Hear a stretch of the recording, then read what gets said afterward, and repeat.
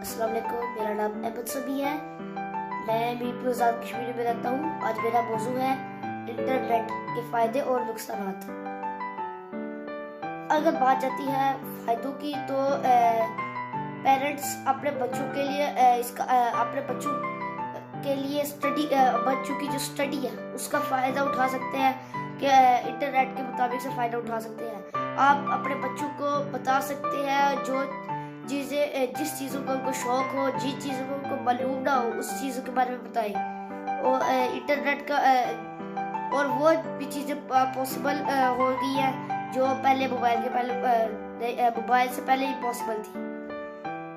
यहाँ पे इससे अपने बच्चों को दिमाग बढ़ा सकते हैं। और नुकसानात की बात हो तो नुकसानात में से सबसे बड़ा नुकसान ये है कि ये हर वक्त मोबाइल को पकड़ के ना बैठे। हर वक्त मोबाइल को पकड़ के बैठे रहने से बेहतर है कि अगर लेना है तो बस थोड़ी देर के बाद बस थोड़ी देर के लिए, और उसके बाद फिजिकल गेम में खेले।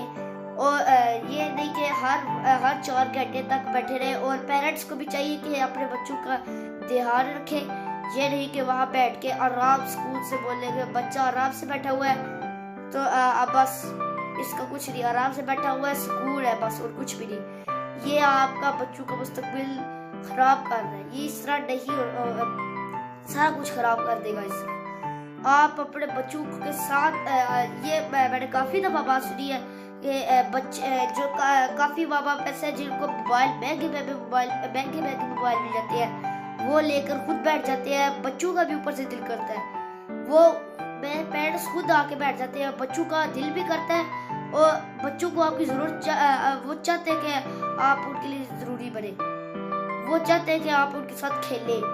अपना टाइम इस मोबाइल के साथ ना तबाह करें। अपना टाइम इस चीज से ना तबाह करें, मसरूफ ना रहा करें इस मोबाइल के साथ। अपने बच्चों को भी टाइम दें और खुद भी फिजिकल काम किया करें।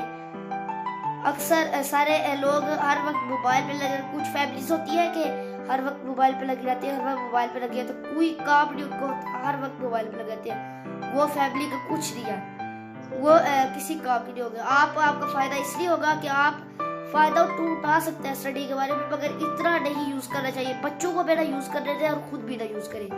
अल्लाह हाफिज।